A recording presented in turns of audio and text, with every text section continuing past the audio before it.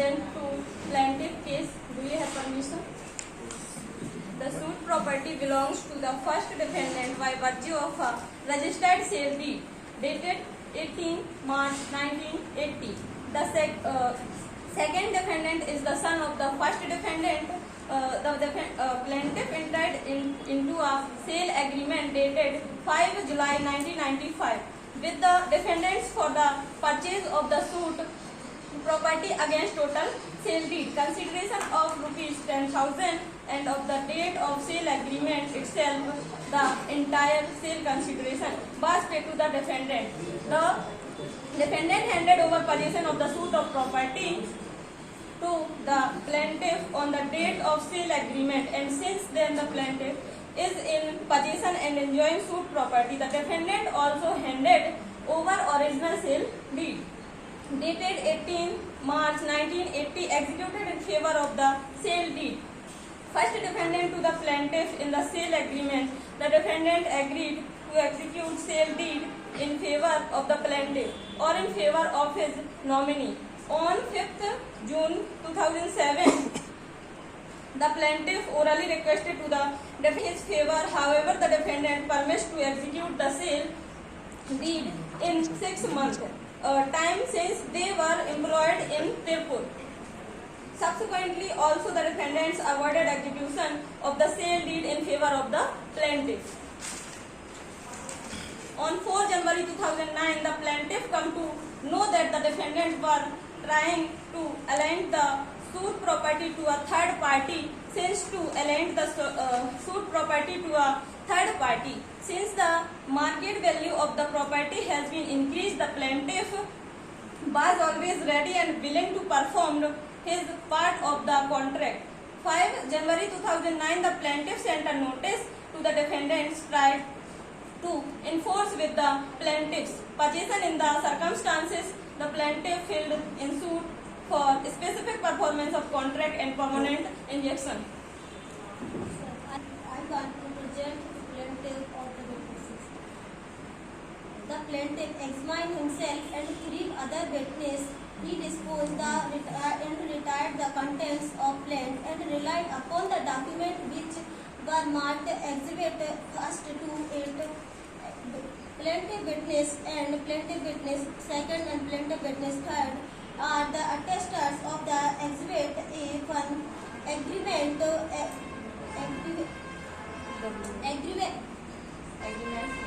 PW4 is the scribe of Exhibit A1 except the attestors and the scribe. The plaintiff has not examined any other independent witness to the proof the elements stated in the point in the plaint. The considerance between the plaintiff and the defendant is Exhibit A3, 5th January 2009, sent by the plaintiff to defendant beside the office copy of the pursuit notice has been marked as Exhibit A6. It was received by the first defendant and the postal acknowledgement card has been marked as Exhibit A8. The first defendant gave reply to notice and the first defendant has been marked Exhibit A7 office copy. The same has been marked Exhibit B1. The reply notice is note 20 January 2009 and exhibit acknowledgement card so has that it was received by the counsel of the plaintiff 24 January 2009. Suit come to be filed 24 January 2009 itself. Whoever in the cause of action column nothing has been mentioned regarding the reply notice contained refusal to perform the course. It is abused after sending the notice calling upon the first defendant to the execute the said deed in accordance with the said agreement for sale. The suit come to be filed within 12 days and it is so happened that the reply to notice sent by the first defendant was also received by me, the counsel for the plaintiff, of the date of filing the suit. Plaintiff has disposed that Exhibit A1 sale agreement 5th July 1995 was meant for sale selling the property to him and it was not given as a security to him and it was not given as a security for the loan available by the defendants from him. The plaintiff further disposed that the defendants execute exhibit A1 sale agreement in his favor of the selling the suit property for a total sale consideration of 10,000. According to the plaintiff, he paid the entire consideration of the dated of execution of sale agreement. He further disposed that the sale agreement in has received recite that the defendant will execute the sale deed as and when the plaintiff wishes either in his name or in the name of his nominee. His further disposed that since the defendants were employed in Tripur, they requested time for executing the sale deed in favor of him due, to which he avoided to file the suit. He further disposed that first defendant alone is the absolute owner on the suit property. He was also disposed that on the date of sale agreement, the defendant had handed over the original sale deed marked as Exhibit A2 dated 18 March 1980 to him. That's all. Permission from the court to submit the written statement. Para number 1 of the plaint is admitted and gets no reply. Para number 2 of the plaint is denied and not admitted because there is no any sale agreement between the parties. Para number 3 not fully admitted. Para number 4 not admitted. Para number 5 of the plaint is denied as there is no mention of evidence regarding the action. Para number 6 is denied as there is no evidence. Para number 7 is admitted as it is mentioned that the notice sent on 6 January 2009 by the plaintiff returned unserved. The suit is barred by limitation under Article 54 of the Limitation Act and is liable to dismissed on this ground. The suit is barred by the Section 3 of Limitation Act. Prayer. It is therefore most respectfully prayed that this honorable court may be pleased to dismiss the suit of the plaintiff, award as past equitable under as deemed fit in the interest of justice. The defendant, while denying the averments stated in the plaint, stated that the second defendant borrowed a sum rupees 10,000 in the year 1991 from the plaintiff and as a security for the said loan, the defendant executed a promissory note in favor of the plaintiff. The defendants also paid interest at the rate of 3 per rupees 100 per month.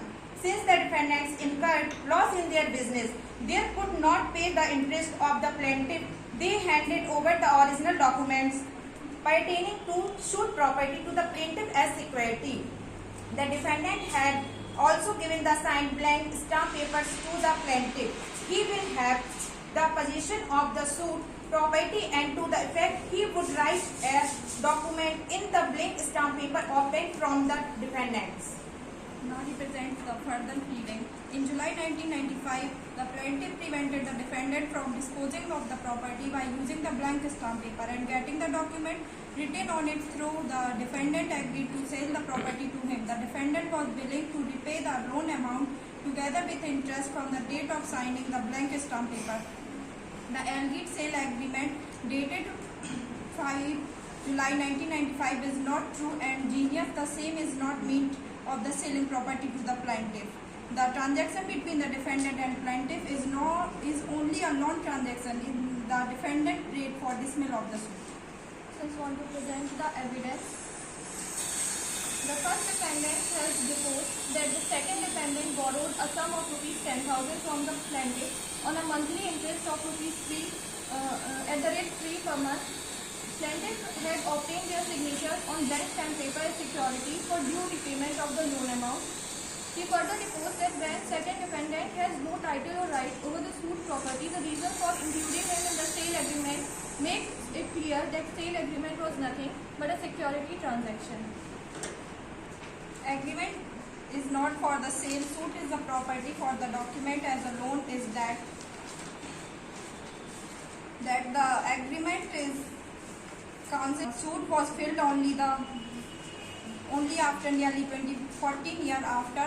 The reason is that plaintiff has not found no reason to delay that suit. The sale of the immovable property is that TPA in section 54 is justified. The sale is a transfer of ownership and exchange of price to be paid or promise or party paid, and that essential is the parties, price, subject matter and matter of the transfer, and in that registration is compulsory in more than 100 rupees, and registration is compulsory. In that case, Ravi Puri Lakshman Narayan versus Prithviraj Reddy. In that clear is that more than 100 of prices is registration is compulsory. So the other defense from the defense is the suit is against the Limitation Act, the Registration Act, and the Transfer of Property Act. Section 3 of Limitation Act bars the limitation for the suit. Section 5 of the Limitation Act extension of prescribed period in certain cases if there is a sufficient cause for the delay. Article 54, the limitation for filing a suit for specific performance in terms of Article 54 is 3 years from the date fixed for the performance, or if no such date is fixed, when the plaintiff has noticed that the performance is refused. And in this case, the plaintiff knows that the defense is not interested in any execution of sale deed. They also mentioned in their evidence that the notice of 2005 was refusal of the sale deed from the defense, and still they has not taken any action till 2009. So this is not a reasonable ground for delay, and the suit is the defense wants the dismissal of the suit on the ground of Limitation Act and Registration Act. Answer you take your permission. London Council for Plaintiff submitted that the suit agreement executed by the defendant was meant for selling the suit property to the plaintiff, and the details found in the said agreement itself would establish that it is meant for the selling the property to the plaintiff. The London Council further submitted that the plaintiff has been content the request and requesting the defendant to execute the said deed since that date of execution of the sale agreement, and since they took steps to sell the property to some other third parties. He issued a notice dated 5 January 2009 and filed the suit on 7 January 2009. The learned council also submitted that in view of the close relationship between the parties of the plaintiff did not file the suit immediately.